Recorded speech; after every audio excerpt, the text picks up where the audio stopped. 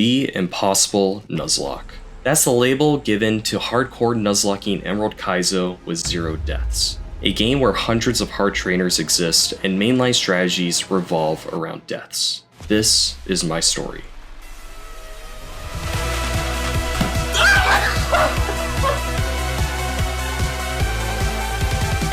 Don't crit, please. Yes! Oh my gosh! Oh my gosh, yes! Hallelujah! No way, dude! Oh my gosh! Torkel, you're the GOAT!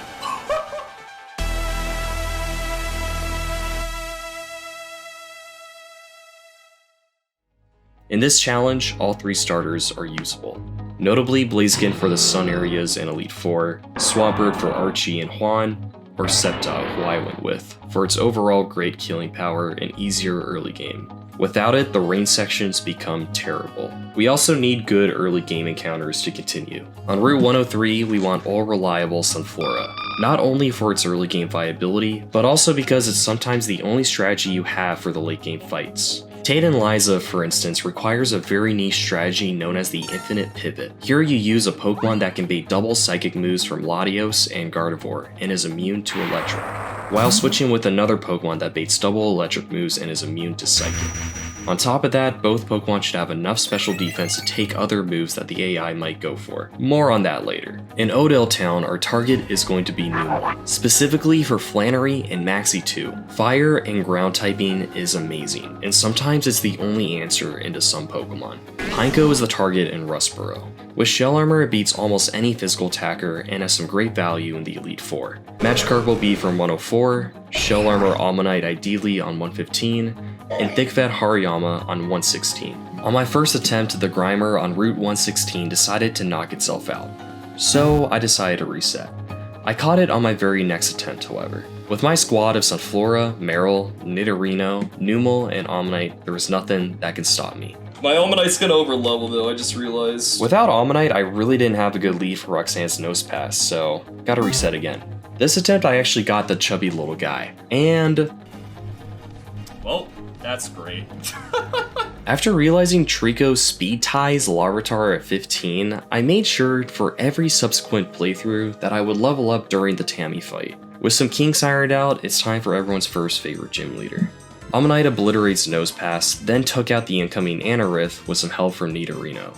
Grovyle spits its seed into Lunaton's face, and that was it for Roxanne. Pretty simple. With this, we grabbed a Geodude, Magikarp, Mankey, and Seal, and made our way towards Brawly. Something interesting is that Clamperl would have added some great extra value against Brawly. But now I'm a big boy and experienced. We want to delay for Cloyster, a much more useful Pokemon later on, and right now we can't worry too much about these early game fights. Although Brawly trainers admittedly got some getting used to. I see how it is. I definitely see how it is. It clicked Attract? It was like 93% chance to go for T-Wave. That's pretty funny. Oh my gosh, am I gonna get farmed? I'm actually gonna get farmed. Wow. That's insane. That's actually insane. As you can tell, it's been a while ever since I've beaten Emerald Kaizo. Attempt 7 is when we finally make it to Brawly. A few Intimidate pivots and some growths later, we managed to knock out not 1, not 2, but 5 of Brawly's Pokemon. The only thing that could really stop me now was missing the Volt Absorb Chinchou encounter. Come on, baby. Okay. Come on, baby. Come on home. Ah! Okay, surely. Okay, it's a funny joke, right? But surely we would get it now, right? Like, surely. I hate this game. I know why I haven't played this game since.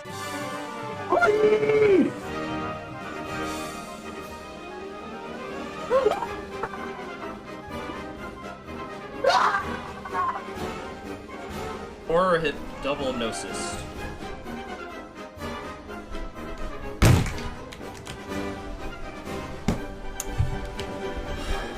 Crit! Jesus Christ. Okay, that's fine. I just gotta kill the sun. Oh. I'm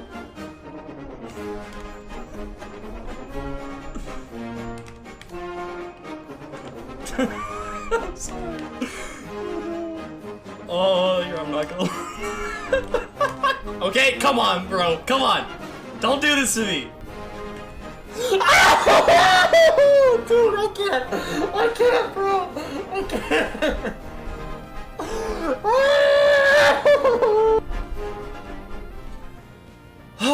Finally, dude. Oh my gosh. It's a miracle.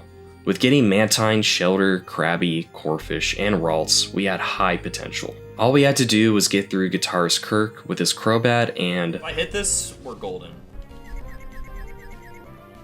Okay.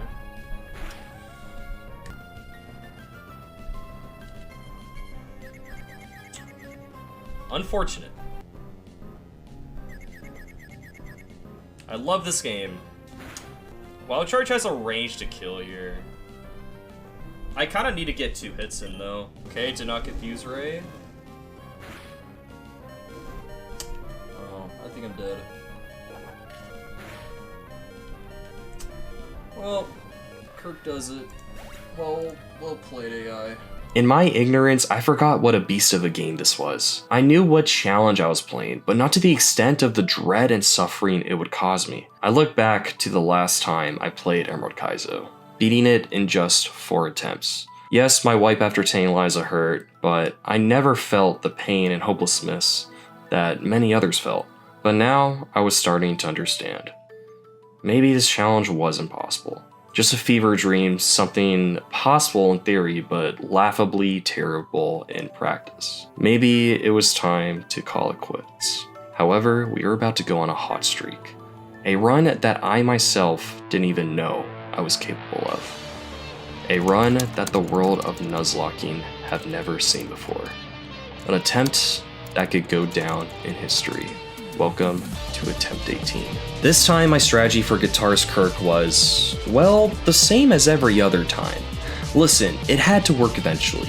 Swap in on Confuse Ray, go back to Nidorino, get some chip, back to Dugong on Heatwave. Burn is fine.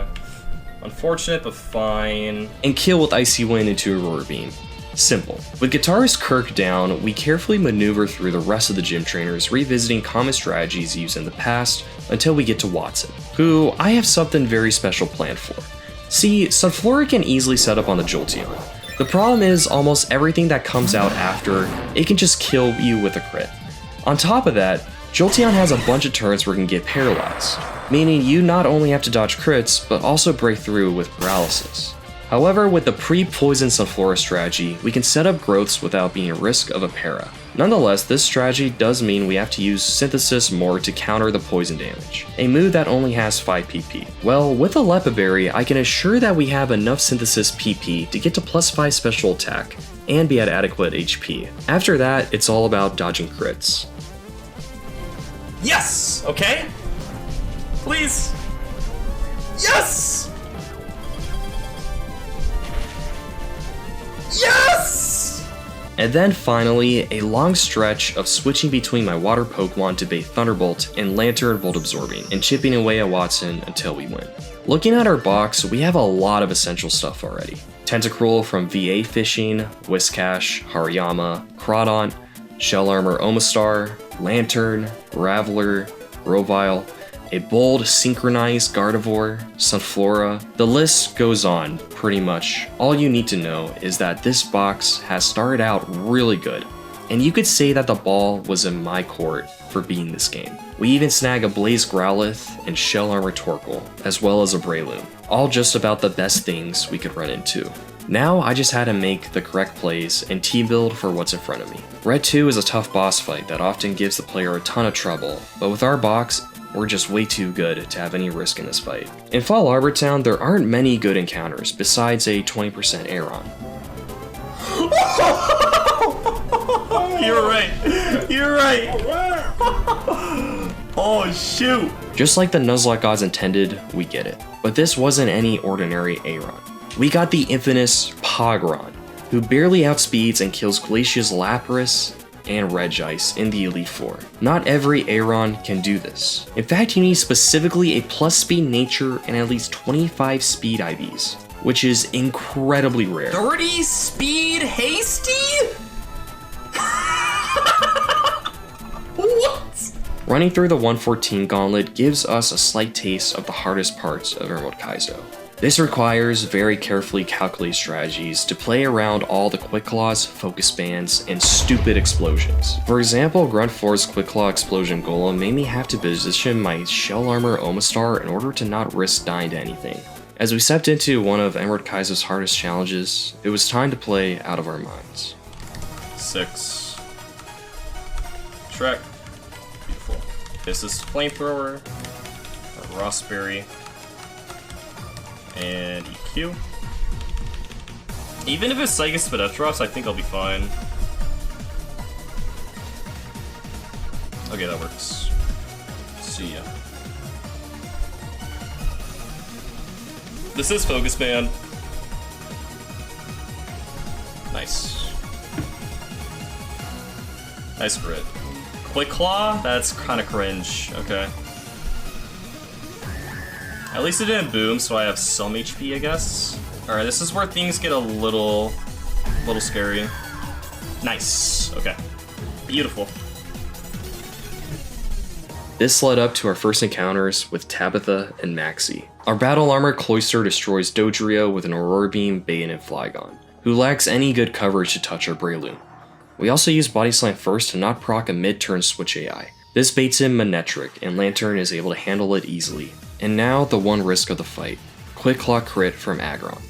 This might seem seamless, a mere Quick Claw proc into a critical hit. I mean, those odds are pretty low. But in this challenge, in order to go deathless, we need to mitigate all the compounding unnecessary risk, as just one bad turn can meet our fate. Nice, okay. Come on, no Quick Claw, no Quick Claw, no Quick Claw. Yes! Okay, we're good. Time for Maxi. Usual threats include Alakazam, who is fast and has great coverage, Houndoom, who is buffed and hits incredibly hard, and Claydol, who can catch a Pokemon with an explosion if not careful. We dodge crit from Registeel, being crucial for baiting Hidden Power Grass from Nidoking, who knocks out Houndoom with one Drill Run. Alakazam comes in, seeing a Psychic kill. My plan to beat this Alakazam gets a little complex considering I don't have Battle Armor on my Crawdons. I have to PP stall Alakazam by pivoting Crawdon on Psychic and Lantern on Thunder Punch. We do this until Alakazam has run out of Thunder Punches, giving Crawdon a body. Oh yeah, I forgot to mention, you might notice that my Crawdon and many other Pokemon this run will be put to sleep. No, you didn't miss a turn where I swapped in on a sleeping move, but this is actually strategic. Many Pokemon have moves that have secondary effects, or status moves in general. Essentially, what we are doing is abusing a Gen 3 mechanic. You see, sleep turns carry over between fights. So if we say get slept by a wild Pokemon and spend 4 turns asleep, we are guaranteed to wake up the next turn. We get the advantage of dodging status effects, and at the same time, being able to guarantee wake ourselves up whenever we use a move. This also allows us to hold Citrus Berry or damage boosting items, rather than having to use a status healing item. Anyways, after Alakazam dies, we bait in Claydol. But Claydol doesn't come in last, so it has a chance to explode. Luckily, we have Fortress, who utterly demolishes anything it could throw at us. Heatwave from Crobat comes in which Shell Armor Torkoal sponges. We get some damage with Rock Slides after taking a couple Poison Fangs. Then we can pivot through Fortress into Lantern for the KO. Last is Dusclops, which takes a team effort between Fortress, Crawdon, and Golem. And Pass Maxi. we can then make our way down towards Fall Arbor Town, grabbing a Rapidash and Mankey along the way. Flannery's gym is known as one of the hardest, with Permanent Sun making specific Pokemon like Whiscash, Gyarados, Tentacruel, and Camerupt absolutely necessary to play optimally with, and the prevalence of Solar Beam, which has weird AI mechanics where you can just randomly click it over other moves. I'm going to have to play very well here. First trainer is Kindler Jeff, who I can lead Whiscash no problem to bait a Solar Beam from Ninetales into Mantine to chip, while Tenta gets the kill and chains the Camerupt in the back.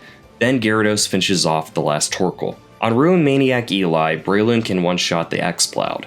Alright, we are pre-damaged to play around min roll AP into max roll solar beam into solar beam AI.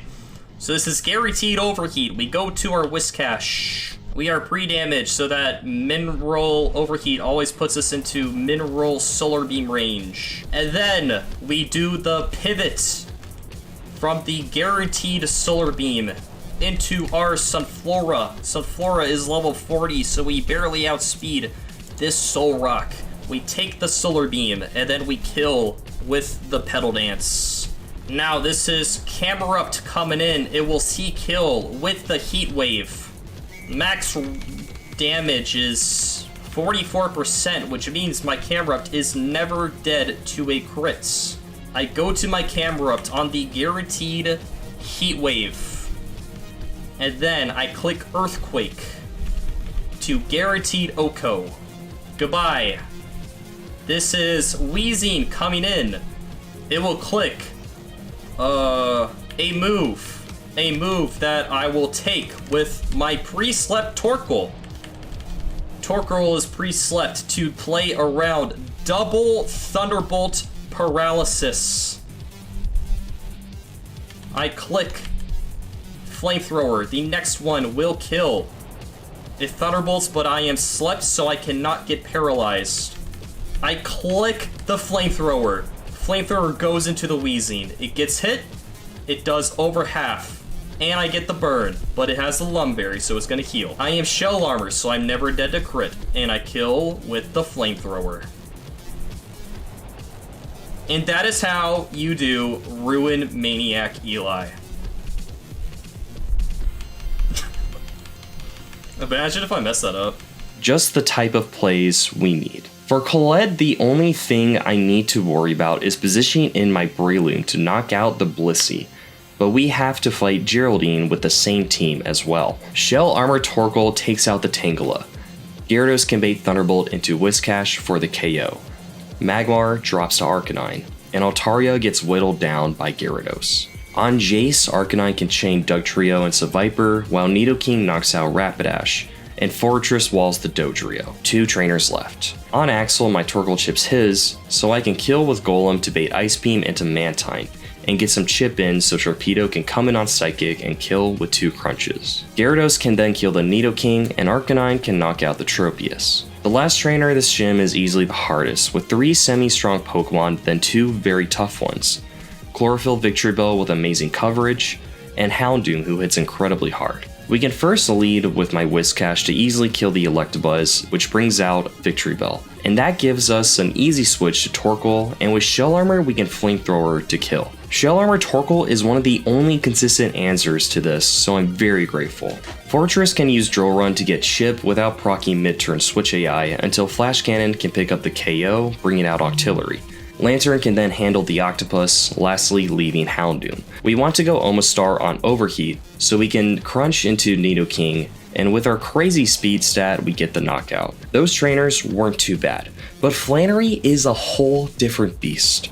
Doing this fight deathless is not only extremely rare, but also insanely risky regardless of what Pokemon you have at your disposal. It's just too hard to withstand the onslaught of hard-hitting fighting types, compounded with the inability to find many Pokemon with Okos. My strategy could become the best possible, but it will be far from safe. Hypnosis? Okay. Don't crit, don't crit, don't crit, don't crit, don't crit, don't crit, please.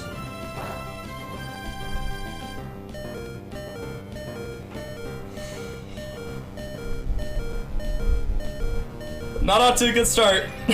Not only do I lose my backup for many bad things that can go wrong, I also now bait random move from Charizard. Where it's absolutely necessary, my Mantine does not get too low. No.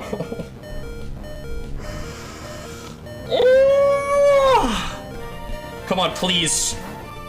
Earthquake. Dracula will be fine too. Earthquake. Don't crit, don't crit, don't crit, don't crit, don't crit, don't crit, don't crit. Okay. We really need Solar Beam AI to come in clutch.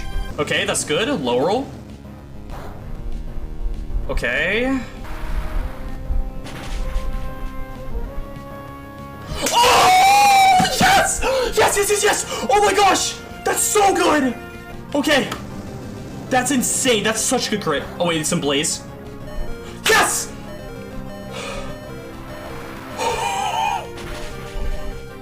Okay, we're in this. We're so in this right now. We're so in this. Blaze Kick max roll is 33. This is never Blaze Kick, which is perfect. Okay, so we're chillin' for now. No crit on Gardevoir would be nice to have another out. Awesome, awesome, awesome, beautiful. This is a guaranteed Oko. We still have to dodge 3 crits, by the way. Gardevoir being high HP is really good. Arcanine coming in. Don't crit. Don't crit, come on.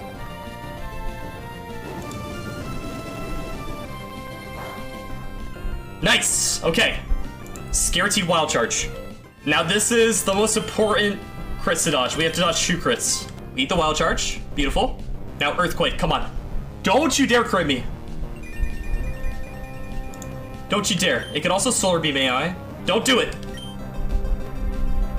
Don't crit.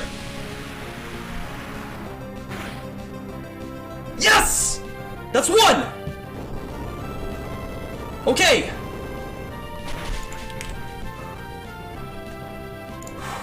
Come on, just Earthquake. Earthquake, come on. Earthquake, Earthquake, Earthquake. Okay? Okay, good. Good. You were born for this. Can't erupt, let's go. Eat up. Yes! Yes! Okay! Okay! It's not over yet. It's not over yet. We're so close though. Yes! Okay, dude, just 1 crit. Just 1 crit we have to dodge. Just one, just one, just one, just one. Literally just 1 crit. If we dodge this crit, we win. Please!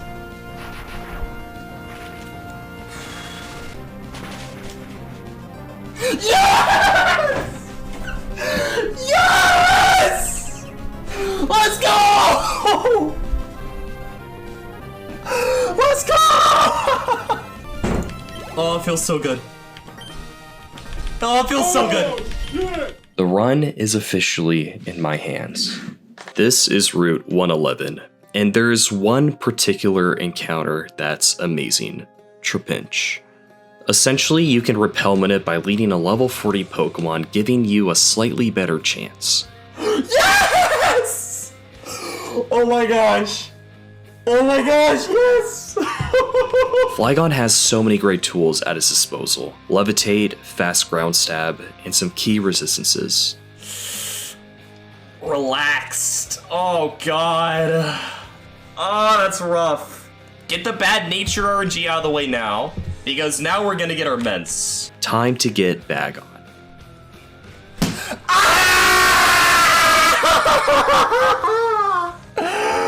Every time!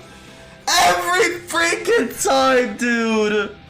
Please, for the love of God, dude. 4 speed minus speed Bagon, dude! What are those IVs? Hello? Do you have stats? Do you have any stats, bro? Ments is extremely important, and not having good IVs will hurt a lot, but we gotta push forward. After getting through the crit room, stall room, and sleep room, we make it to Norman. The scariest gym leader. Alright, Whiskash's pre-damage to always bait Hyper Being for a -1 slacking. So I can go Aggron while we body slam Espeon. This guy is programmed to always go skill swap turn 1. So I can go Whiscash on Aggron slot while Espeon lows and I knock it out and Slacking has to recharge. The great thing here is that both these guys bait Snorlax. The reason this happens is because the AI first looks at what Pokemon in the back has a super effective move, and if nothing has a super effective move, it goes to phase 2, which looks if any Pokemon has a move that's the same typing as the Pokemon that just died, and Snorlax has Rest. Lax coming in here is great, because it literally cannot attack you if you don't hit it. Cool para. Wait. Huh? That's awkward. If I hit the root paralysis, we're chilling. Nice. That's really good. Okay. Now I can head smash to kill Slacking to always bait Swellow. It sees Hidden Power Ground Kill on Aggron, so I can go Gyarados as Omastar kills it. For the remaining Mons, I cycle Intimidate and position in my Battle Armor Pokemon. We can PP stall the Snorlax and knock that out as well. Easy, Norman. Next is Winona Split. We snag a Kingdra on 134, and we can finally evolve Grovyle after delaying for Leaf Blade at 53. I wish I could use Rage, dude. Is there even any use of Rage if I have like 0 speed? Like any use at all? And we can now make our way through routes 118 and 119, where we get to Weather Institute. Sceptile goes on a massacre with its newly taught Leaf Blade. Now we get to Admin Shelly. Sceptile pre-damage into Overrow got me the KO on Milotic, and we knock out the Lapras. Groudon can switch in on Hypno and get the 2-shot. On Metacham, Salamence can easily come in and kill with Air Slash, leaving Dragonite, who gets killed with Ice Beam, into Ice Shard. Then last is Shuckle, who gets sent back to the Stone Age with 1 Head Smash. We now fight our rival. Whiscash knocks out Raichu, Fortress handles the Meganium, Hariyama superpowers the Clefable, Tenta chips the Blastoise so Sceptile can kill, and Flygon KOs the Nidoqueen with 2 digs.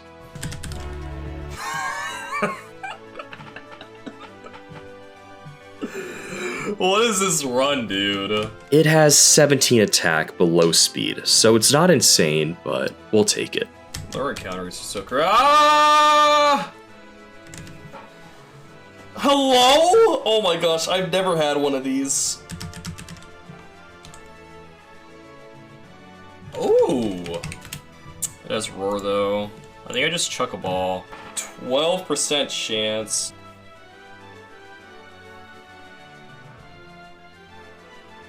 No way. That's awesome, dude. That makes me feel very good. Yeah, if anyone is wondering, I have a pretty good box. With these, we can walk into Winona's gym, beat the first trainer, and then to fight the second, who has 3 Bright Powders and 1 Quick Claw. Please, Earthquake. Please. Okay, thank God. Spikes could have been troublesome. Now, the only awkward part was the Lantern. I paralyzed it, got confused, was eventually able to snap out, but missed twice in a row. And then I proceeded to get hit again, and continued to dodge freezes, and now I can kill with Kingdra, who chips Scyther, so I can intimidate with Mens and kill with Armaldo, dodging consecutive flinches. The last trainer here is Sora, a tough dragon tamer. I don't think I thought this one through enough. Nidoking can head smash Charizard, Bane, and Kingdra. Gyarados is my switch as it luckily misses Hydro Pump. 3 returns can knock him out, Bane and Shedinja, who I can chain with a Crunch. A pivot through Nidoking into Fortress allows me to go Fortress, but... Alright, this is a 50% chance to kill.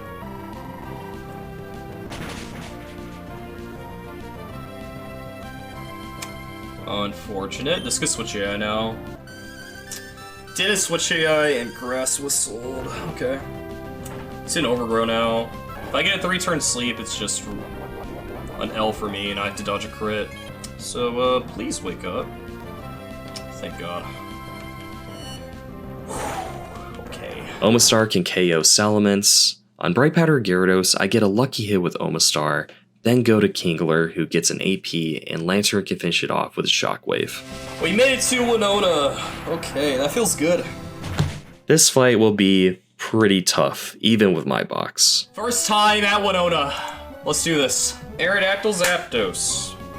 Alright, usually you want to leave this Aerodactyl up, but we're just killing this thing. AP boost would be amazing. It can EQ if you have like an Aggron on the field, I'm pretty sure. Or if it doesn't see kill. I don't know, there might be other situations. Okay, so we really don't want to crit the Zapdos. So I could Rock Slide, that would risk critting the Moltres, or I could Rock Tomb and risk critting the Zapdos. I think Rock Slide is better, because I 2-hit KO the Zapdos anyways. Rock Slide into AP always kills, but AP sometimes doesn't kill right now. We really don't want to crit the Moltres here. Don't crit the Moltres, please.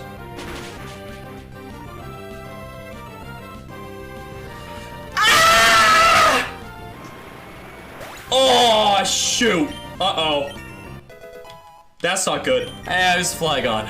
I really lost the 50-50. I crit and I lost the 50-50. Flygon doesn't see kill on Sunflora, which is really bad. So yeah, it's probably just kill this, and then this is baiting, what, Sky Attack / HP Ice plus EQ. I gotta go to Gyarados. Worst case scenario, do not crit. Don't you dare crit. Just not great. I really need an AP boost, man. And I can maybe hope to kill Crobat. I think I switch out Gyarados, though. Yes! Okay.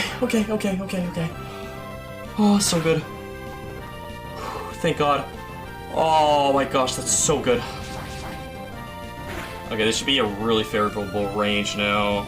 Boost. No boost. Oh, this turn's gonna be tough. This is really bad. Oh, I might just lose.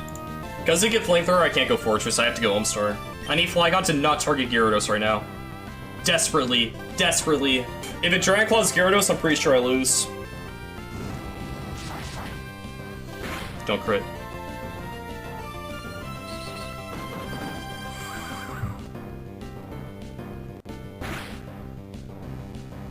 Wait, do I still have my berry?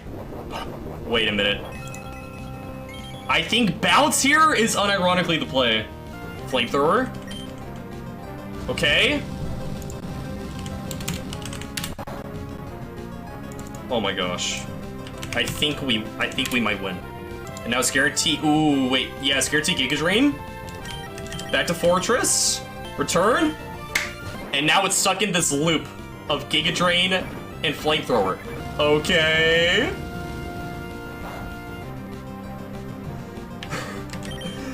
And lastly, Fortress on Giga Drain. Return. Kill it.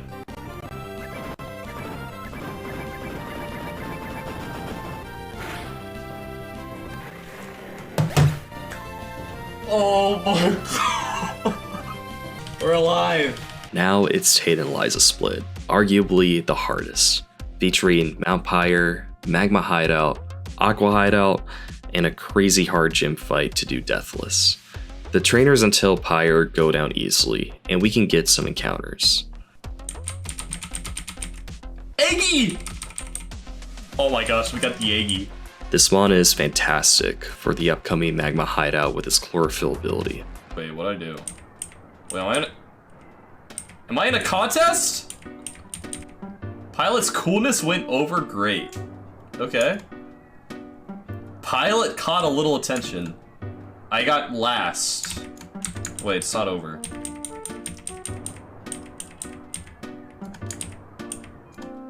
Whoa! What just happened? Wait, did I win? Oh, wait. Oh, I lost. I got beat by a Taylor? This is trash. We can also get our Lily Cove City encounter. What is this run, dude? That's cool. That's cool. That's really good. We can also encounter a Milotic on 119. Here you could get Castform and gain access to Mystic Water, but for us we really want Milotic early for the rain splits, opposed to getting it after Juan and Meteor Falls.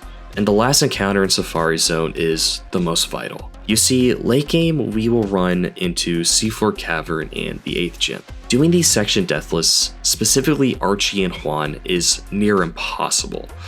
Unless you have Water Absorb Wooper. Literally, the run most likely comes down to a mere 50-50 ability. So it's either Water Absorb or Oblivious, moment of truth. Oh my god, it's too easy. We got it. We have all the tools we need to have a fighting chance at winning. I can now face the Lily Cove rival. Hariyama leads to kill Miltank, Tentacruel can 1v1 the Blastoise, Gardevoir takes out Blaziken, Whiscash takes care of Ampharos, Fortress kills Meganium, and finally Kingdra kills Nidoqueen. This is Mount Pyre. Everything is 10 to 15 levels below. There is a back-to-back-to-back, but we handled that pretty well as well. Matt at the top is the main boss, however. Wailord in this game is ultra buffed and incredibly hard to kill. Wicklog Exeggutor also has Explosion, and the rest of his team is really tough. My leading strat for this fight is to pray. Just explode, please. No Quick Claw. Yes! That was a 50% chance to happen. Oh my gosh, that feels so good. Alright, hit!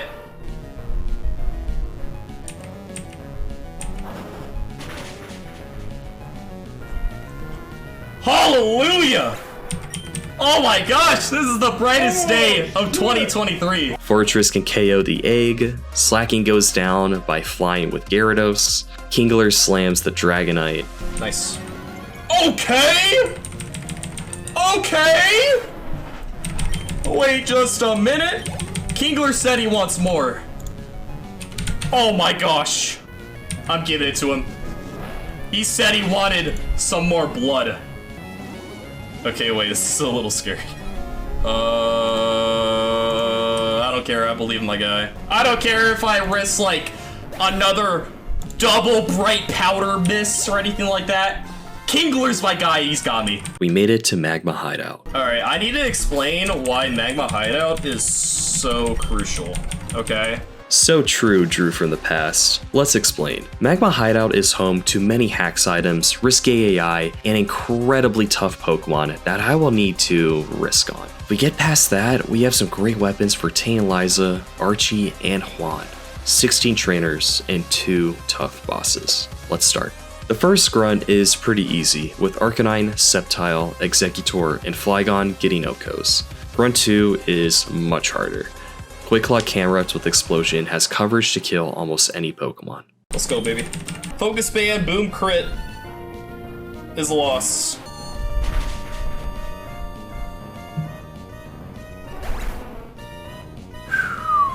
We're good. Alright, if Ness gets crit, it's really spooky. It's not game over, but almost. Please.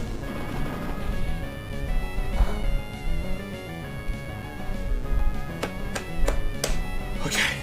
We would love to see an explosion here. Beautiful. Love to see it. That is so satisfying. Flygon can knock out Solrock. Fortress is the one thing in this game that can safely kill the Shiftry, and Whiscash can KO the Manectric. Grunt 3. Flygon can lead to KO the other. A Gardevoir pivot lets me get immense on a Solar Beam, and we kill with 2 Aerial Aces. Nidoking knocks out Manectric and Chains Blossom as well. And finally Arcanine, who Gyarados can take care of. Grunt 4. This is one of the scariest, with many hacks items. Cloyster has a really good matchup against Granbull. Fortress can use Strength to not proc Switch AI, then kill with Signal Beam, baiting in Chlorophyll Victory Bell. Okay, this is a big turn. Okay, nice. This is Bright Powder. Come on, baby. Nice, okay. Scariest part is yet to come, though. Alright, now I need a hit.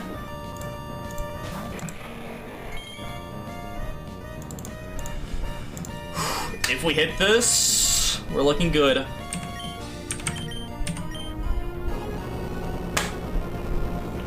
Oh, thank you. Okay, it's not over yet. Alright, there it is. That went very well. Grunt 4 goes down easily by Sceptile knocking out Smeargle with Overgrow, and it chains the Dugtrio next. Golem knocks out Dodrio, Fortress kills Venusaur, and Omastar knocks out Crobat. It was at this point where I started to feel the gravity of this run.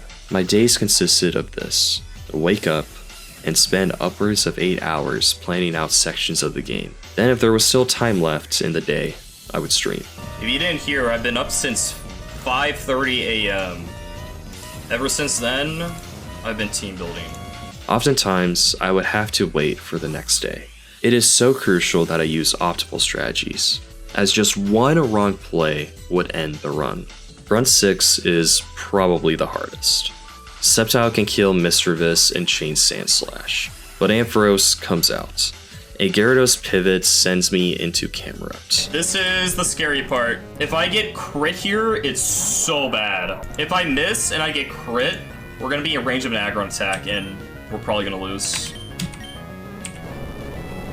Okay, that's step 1. Now, we die to Focus Band crit from this aggron.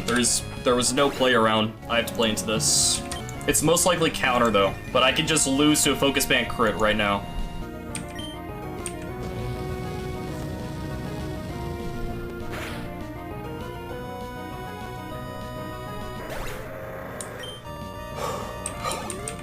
Alright, that's one bullet dodged. We're gonna have to dodge a lot more of those. If this could boom right now, my life will be so much easier. I will tell you what. Just explode. You know you want to explode. Here we go. Oh no.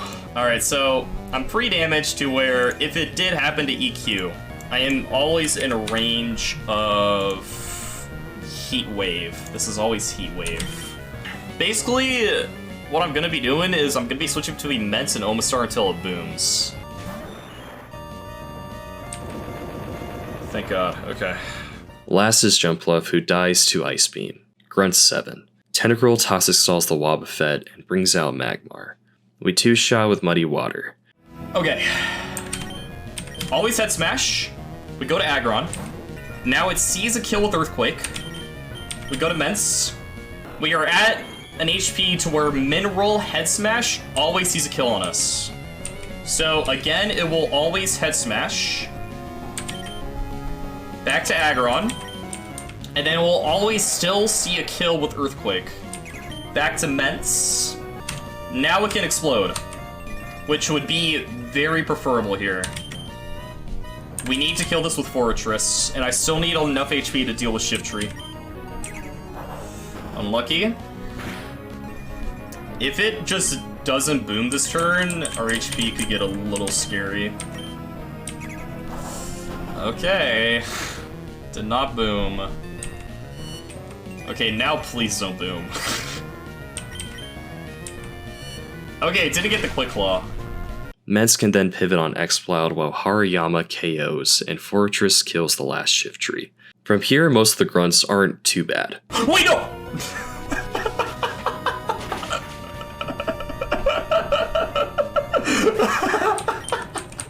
Grunt 9 has a lot of hacks items, but Elite Miracle Tenta, Ancient Power Omastar, Powerful Gyarados, and Sceptile get us through. Anyways, with great strategic play, we can knock out the rest of them. That's a crit. Okay. It's fine though. Oh, and a burn! Crit burn! Chill, man! I was supposed to be 67. I was sped at 67. Holy moly. I had to be 67 there. Okay. That's a wake-up call, man. I gotta be careful. It was 10% chance to lose turn 1 because of that mistake. Should be Wobbuffet. Cannot Mirror Coat because I am a Dark type. Destiny Bond, okay, so we got a quick Super Fang. Another Destiny Bond, okay. Can you stop? This thing has used Destiny Bond 5 times in a row. Nice.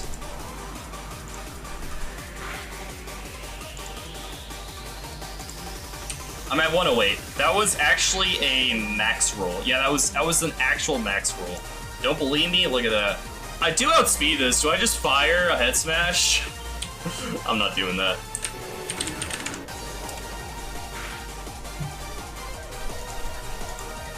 Wait, I swapped it on superpower.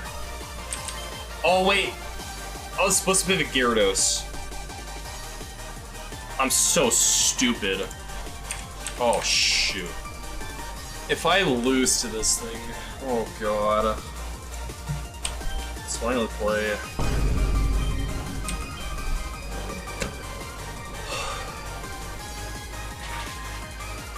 Here we go.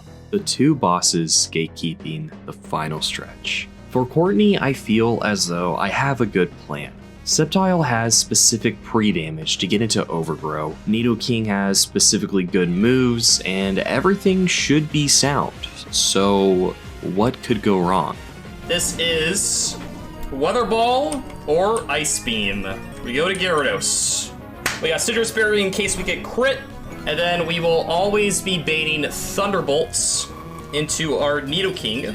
We bait the Thunderbolt into Nidoking. Nidoking's HP is very specific. I'm not taking any damage here because I was guaranteeing a Thunderbolt, which is perfect. We Oko this because we have Soft Sand at level 68. Yes. Run kills. This is gonna bait out Regirock. Min-roll EQ is 112, so Regirock will always click Earthquake here. Beautiful. This cannot explode, it can't do anything else, it can only Earthquake. So you go back to Sceptile. Sceptile's HP is very specific. 99 minus the mineral from Earthquake always puts me into overgrow range. Crit never kills me either, so our HP is very specific in that way. We are now in overgrow. We have the Miracle Seed, and we kill. See ya. That's how you do, Courtney. Alright, this is, one kind of scary part. I think there's, like, 2 crit rolls of Air Slash that can kill Tentacruel. It is 1 in 3 to go for Air Slash. It's random move here. That was a high roll. Wait, was it? What was I on? I was on 1... No, I was on 108, so I wouldn't have died to crit. Yeah. Was that... I think that was a max roll. You see, it's 1 in 3 to go for Air Slash, and then it got the Air Slash. Dodge a bullet there. Alright, last is gonna be Venusaur. Should always be going for Weather Ball. Torkoal is... I didn't pre-sleep. Oh no. Oh no. We gotta pray for no sleep powder. We're showing her so I can't get crit. Forgot to pre-sleep, man. Fuck. Oh no. This is not happening. This is awful. I was supposed to be pre-slept to risklessly wake up and kill, but now everything dies in 2 shots, and Venusaur is faster than everything too. I can pivot Tenta into Fortress, go to Gyarados, then I have to dodge a crit and hit a bounce. I can try to wake up here, I think. I think there's no hurt in trying to wake up. Yeah, it's actually better to stay in because most likely Solar Beam anyways. No way, dude! Oh my gosh! Torkoal, you're the GOAT! No shot! Words cannot describe how lucky a first turn wake up is in this spot. I truly got bailed out here. But for Maxi 2, I can't make any mistakes. I can't make one wrong move. And most of all, I can't even get a tad bit unlucky. I need to dodge crits, hit ranges, and pray for my fucking life. Maxi 2, everyone. Egg Bomb, let's go. Okay, this dies. We had to go Miracle Seed to pick up the kill, which is a little unfortunate, but it is what it is. This will bait in Flygon. We bait in Flygon. It's going for Heat Wave. Ice Beam, dead. All right. Well, here we go. It was fun while it lasted. Go to Fortress. It's time to get horny. We need no crit, dude. We don't lose if we don't get crit, but it's like so bad.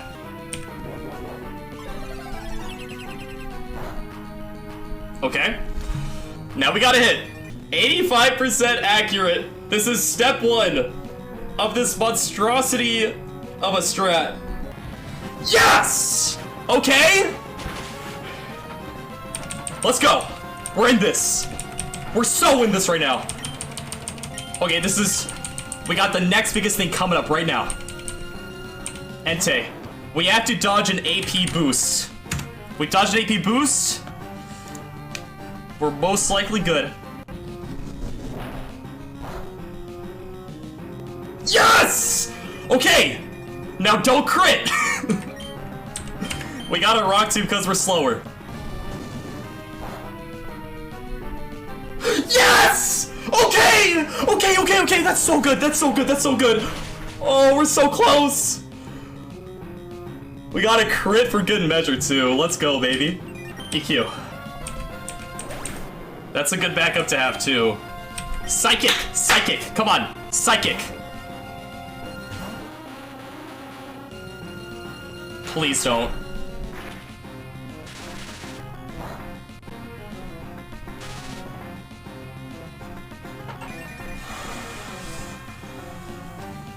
That's not good. We have to dodge 2 crits and a burn. Okay. There's one roll of T-Bolt that kills me straight up. Did you see the high roll? Okay, Tenta holds! Tenta holds! We're 2 crit dodges away. We have to dodge 2 more crits. We gotta go to camera up to dodge 2 crits. I mean, that's just what it is. We're not stalling anymore. Let's go. Crit dodge number 1, baby! Come on, come on, come on, come on, come on! Don't crit!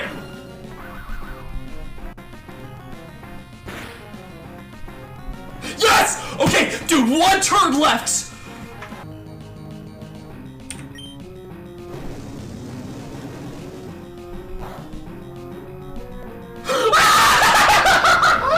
Let's go, baby! Let's go! Deathless Maxi 2! Let's go! I gotta go back and count all the things that I risked in that fight. Great idea, Drew. Let's see here. We had to dodge a crit on Tenta at the start, hit a Mega Horn, dodge a 20% boost on Entei, Tenta had to dodge another crit, Tenta had to dodge 2 more crits after that, and finally 2 more crits on Camerupt. Honestly, not too bad. But what this means is with optimal play, we have a fighting chance on these terrifying late game fights. The next section is Aqua Hideout. Not nearly as hard, but I still need to be focused. First grunt. Quick Claw Booming Executor gets safely killed by Armaldo. Bright Powder Swampert gets killed by Sceptile. And we pivot Lantern on Swagger to kill with Magical Leaf. Snorlax gets intimidated to -6 and gets killed by Omastar. Grunt 2. Lantern kills the Choice Band Explosion Cloyster, Nidoking kills Tentacruel, and we kill Ludi back to back. Fortress then kills Hypno, Kingdra kills Kingdra, and Breloom kills Clefable. Grunt 3, Grunt 4, and now Grunt 5. This guy has Rain Dance on every single Pokemon. This guy took me 3 hours to prep as Rain Dance creates monsters out of their Swift Swim Pokemon. And the move has weird AI properties, so it's essential I know what I can or can't click. Almost everyone brings Sceptile to this fight as well, but we have a really cool strategy. 16 Thunderbolts, 24 Surfs, 24 Signal Beams, and 1 Rain Dance. That's right. With switches from Gyarados to Nidoking to Quagsire, then back to Gyarados, and back to Quagsire, and you get the idea. 10 minutes go by with me counting this PP, and Fortress is eventually able to get up spikes, and Quagsire can spam recover, and eventually we see struggle. Quagsire can recover back to full a few times to use my Lepid Berry, and we have some more recovers. Then we click Icy Wind with Quag, and it's time to go. I'm pretty sure. Okay, it's dead.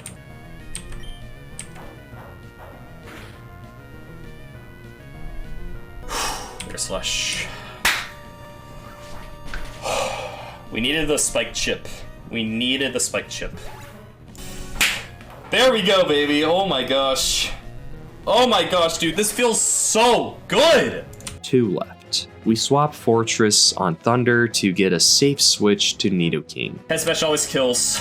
Last is Omastar. It can only ever Rain Dance or Muddy Water. Max Roll Ice Beam is 146, and I am at 147. Exactly how we planned it.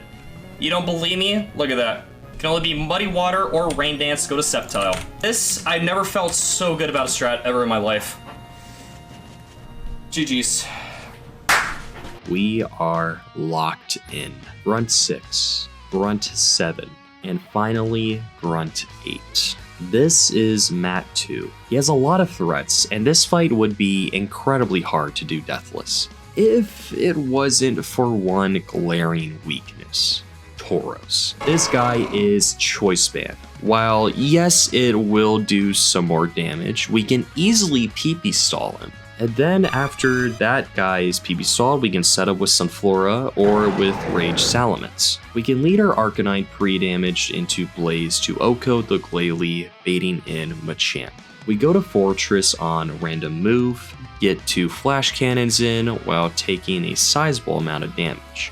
We could then go Gyarados, then to Manectric, and back to Gyarados again, and repeat this until he runs out of Dragon Dance PP. I would get more Intimidates off, but Manectric is now dead to 1 crit roll, so we go Omastar and win the 1v1. And we did all this to bait Tauros. We guarantee Earthquake into Salamence, and we get PP stall with that and Gyarados. Then Fortress can set up spikes in case we crit Rage, and Salamence can now go for Rage to get 2 boosts, and we OHKO Kingdra and Wailord to finish the fight. As we venture into the vast ocean to fish up nearly a full box of Pokemon, we can breathe a sigh of relief for now. It's a breath of fresh air, preparation for truly the last bit of fights. We snag a lot of fun Pokemon. What the 5% Blastoise? Are you serious?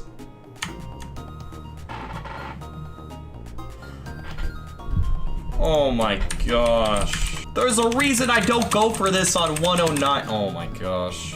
The most important being obviously Slowbro. Ours is 0 speed, which hurts a tiny bit for E4, but good outside of that. Starmie is also minus speed, which is a little annoying, but at least we snagged everything we wanted to. The 7th gym is an accumulation of extremely hard double battles, a lot of which puts you into some awkward situations.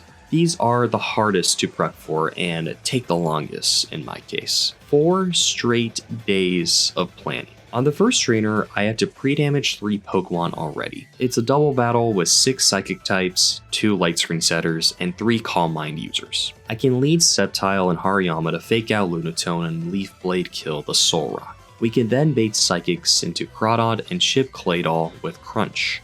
Next turn, we Leaf Blade Claydol and bait Ice Beam into Machamp. And with this pre-damage, we can go to Crawdaunt, Crunch Girafarig, and bait 2 Psychics into Crawdaunt.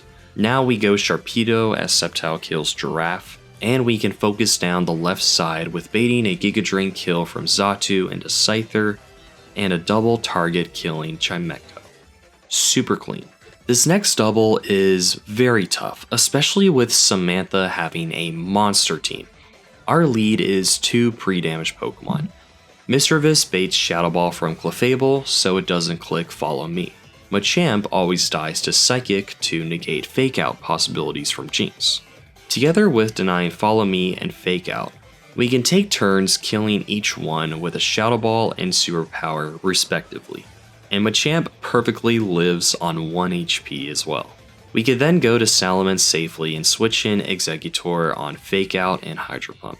Salamence can Air Slash him only for the KO, and Exeggutor can Egg Bomb Slowbro for that KO. This leaves Salamence healthy enough to stay in and bait moves into Omastar. A recently taught X-Scissor kills Exeggutor, and finally Muddy Water from Omastar kills Armaldo. Very clean. The next fight is Norman version 2. See, the AI can never kill over skill swaps, so we can switch in our 1 HP Misdreavus on Superpower and OHKO Espeon with an X-Scissor. We could then go back to Gramble as Alakazam for some reason just wants to skill swap Slacking again, and for this stupid mistake, we kill the Alakazam. Misdreavus can once again come in as Claydol now wants to be a dumbass, and after Claydol dies, we just target the left side and it's a victory. The next one is genuinely one of the hardest though. It's honestly one of the hardest fights in the game, and I use a strategy never seen before to my knowledge. I led Gardevoir and Grumpig. We are pre-damaged to bait Psychic and Superpower into Breloom. But wait, you might be thinking to yourself, you're baiting Psychic into Breloom? How, why, where, what, why would you do that? Well, before this fight, I had some heart scales to burn, and realized I could heart scale Fire Punch and a Thunder Punch on Gardevoir. And with my moveset, I can click Imprison to lock Gardevoir out of using any moves besides Calm Mind. This essentially makes this side of the fight useless. Sky Uppercut can KO Granbull, Sky Uppercut can KO the T-Tar as well, and him on top dies to Psychic. We can then position in Scyther pre-damage into Swarm and kill everything on the right side. The next guy is a funny Shadow Tag plus Perish Song gimmick, and I'm pretty sure nobody has ever lost a Pokemon here, but we can funnily enough lead 2 1 HP Pokemon to one-shot Wob as Lapras Perish Songs. Sceptile can kill Dugtrio while Scyther snipes the Wynot on the next turn, and we finish it off as our counter drops to 1. Now that all the trappers are dead, we swap around and kill the rest. 1 left. The big thing on this next fight is making sure you're positioned okay for the meta moves. We can lead Golem and pre-damage Scramble. We switch into Fortress as Gengar protects. Electrode clicks Explosion, and my Golem Earthquakes. Wait, what? That was supposed to kill, though I forgot Soft Sand. Thankfully, I'm in a position where I can go to my 2 ghost types on Brick Break and Explosion, then double target Gengar. We get 1 Intimidate, then come back, so Dusclops no longer sees kill on Gengar, and Dusclops and Mischievous go down. And now for the hardest all battle of them all, Tate and Liza. This is the first of 3 late game fights that are near impossible to go deathless. The usual strategy for this fight is to explode, but why is that? Essentially, the 2 Lotties are just too overpowering. More often than not, the Lotties will go for one of their stab moves. Dragon is extremely hard to switch into, with low special defense Steel types being the best options. And if you went the route of switching Dark types in on Luster Purge, it's unreliable as they have different 4th moves in Waterfall and Thunderbolt. The complexity of trying to handle that offensive pressure combined with the fast range of powerful coverage moves in the back makes it extremely hard. But there is one line we found. Go beat it without losing a single Pokemon. Let's go, baby. Alright, turn 1. I have to dodge 2 crits. This is because the plan is to switch Fortress into Hariyama, baiting 2 hidden power fires. The theoretical line here, however, assumes you have thick fat Hariyama, but minus guts, meaning we will take twice as much damage, thus need to dodge 2 crits.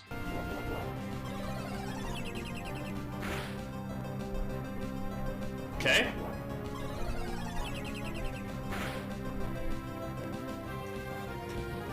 Okay! We Super Fang Latios instead of Ice Beaming to not only avoid crit killing it, but also not proc mid-turn switch AI, as Jirachi resists Ice Beam and has a super effective move against us. Ice Beam to kill. This will always been in Gardevoir. Double Psychic move into Hariyama. Should be guaranteed here. Oh yeah, Starmie would switch AI in first, my bad. Yeah. Miss Ball, Luster Purge. Beautiful! Dead. This is the line. With our pre-damage on Crawdaunt, Gardevoir and Latios both see Thunderbolt kill, and a switch into Nidoking who's also pre-damage means we bait Psychic moves into Crawdaunt. We got this infinite loop now. Alright, now it's time to set up. Sunflora, the Pokemon who's great early on, but usually is never used after it gets to shine. Gardevoir and Latios are helplessly getting their angles broken. Eventually we get in the position where Nidoking is out and Sunflora is at +6. However, we are not out of the woods yet, because we have inconsistent baits from the back. Please, Medicham. Please, Medicham. Please, Medicham. Come on. Nice! Okay. Okay. That's so good. That's so good. That's so good. This dies. Guaranteed Brick Break. Don't crit. Don't crit. Don't crit. Don't crit. Don't crit. Don't crit. Okay. If I got crit there, we could have been baiting Ice Beam, which makes it a bit scarier. Alright, now this turn is pretty spooky. This is either Psychic or Hydro Pump. Hydro Pump on Crawdaunt is not great. It's like 50% chance to die to Hydro Pump crit on Crawdaunt. Okay. We take it. We take it. Okay, now... now things get super scary. So it has a 50% chance to target Crawdaunt. That would be perfect. It has a 50% chance to target Sunflora. If he confuses me, actually, I think the best case scenario is it targets my Sunflora, it doesn't confuse, and it doesn't crit. Single beam! Come on, single beam, single beam, single beam. Yes! Yes! That's so good. That's so good. That's so good. That's so good. Giga Drain. Now we bait HE Fire kill. I think it should see kill on Fortress, only HE Fire. Or Fire Punch. Yeah, we should be out of range. We should be out of range. There's Fire Punch. We should live that. And there it is, baby! Deathless Tay Eliza! I think I played that the best I possibly could. I think I played it this entire... I mean, besides that last trader. Best I possibly could, man. A week of prepping. This is what a week of prepping gives you, man. While this victory is great, we cannot celebrate too much, because Archie is much harder. He lives in Seafloor Cavern, where we have some difficult grunts blocking our way. The first one is pretty easy, with Sceptile getting 2 kills. Grunt 2 is a little more awkward, with me having to chip the stalling Ludicolo with Tenta to put it in Kingdra range, and there's Bright Powder Salamence who comes in right after. I mean, I could also just lose to Bright Powder missing a crit right now. Okay, we're good. Grunt 3 is the same story with Sceptile. Grunt 4 is infamous for catching you off guard, but we don't mess around and carefully play around the slacking with Golem and Slowbro. Grunt 5, Sceptile goes on another rampage. Time for Admin Shelly. Sceptile once again in Overgrowth frags Lapras, Starmie, and Vaporeon. I mean, it's pretty easy after that with only 3 Pokemon left, to be real. This is Archie. I can't express how hard it is to go deathless. Every single fight in the game was theorized to have a decent chance of winning, but this specific fight was terrible, and there was a significant lack of theoretical strategies. There is a strategy where you mimic Calm Mind off Raikou with Kingdra, but even this is not amazing. Up until now, there just isn't any fight that gives the pressure of permanent weather, a variety of threats, and being a double battle.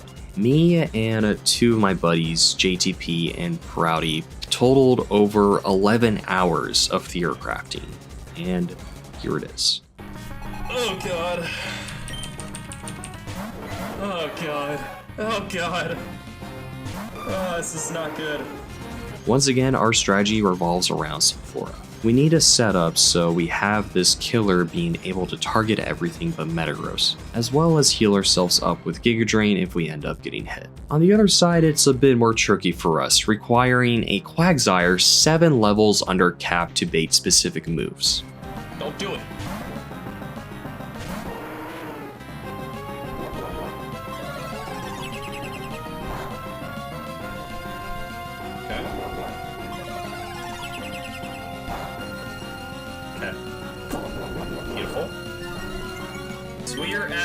+2. Didn't get crit by the HE grasses, which is nice. Locked and loaded.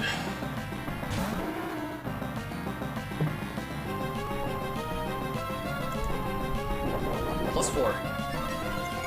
Or +3, sorry. Don't crit! Don't crit, don't crit, don't crit, don't crit, don't crit, don't crit me, don't crit me, don't crit me, please.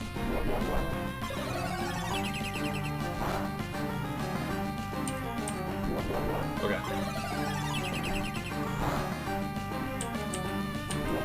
Beautiful. So now we can kill Raikou, and we go to Ludicolo. If it thunders Ludicolo, it's annoying. It's really annoying. We really want double water move. Come on, just double water move, please.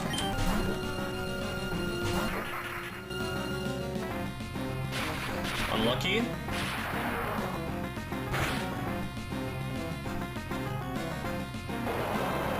That's not good.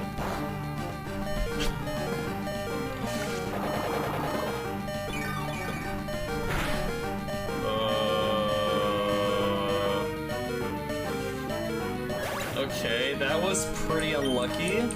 Can't lie. Oh god, this is not good. Yeah, I didn't get my berry proc on Arcanine, that's what it was.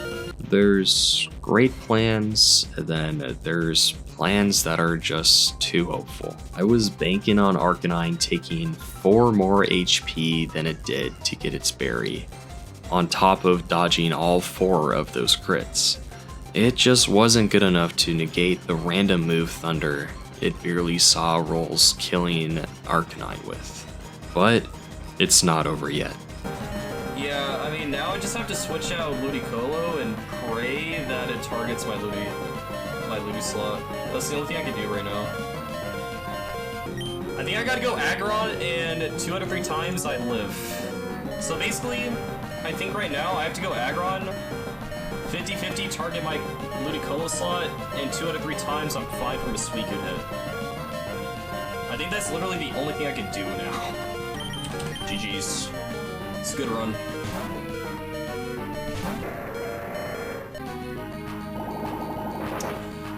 There it is. Attempt 18. It was fun. Literally the high roll thunder. Yeah, without Ludi being able to fake out and random kill target from Quillfish, it was kind of too hopeful and I was just way off script. This might be the part where you expect me to tease a part 2 or say attempt 19 is starting at some point. But in reality, I don't know. I got incredibly lucky not only with my encounters, but also dodging all the crits I needed to.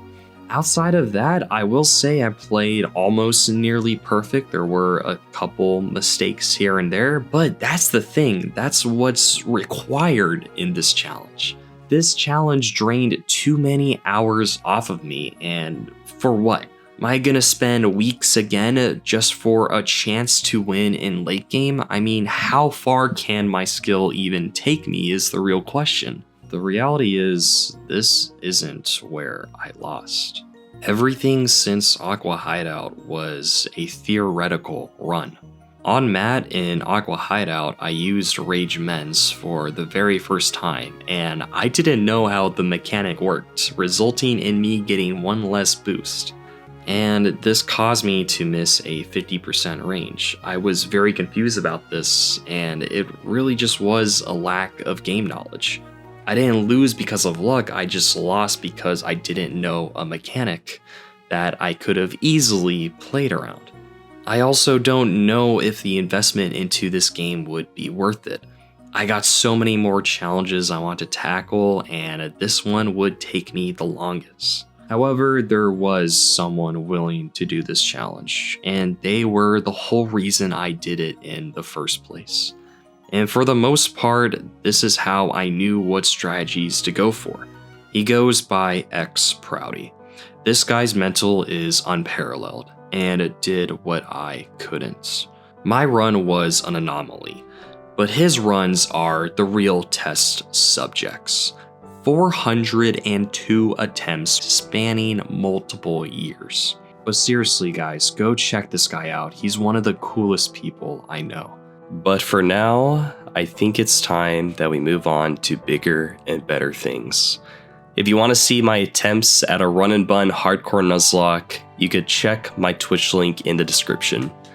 And I might be live right now.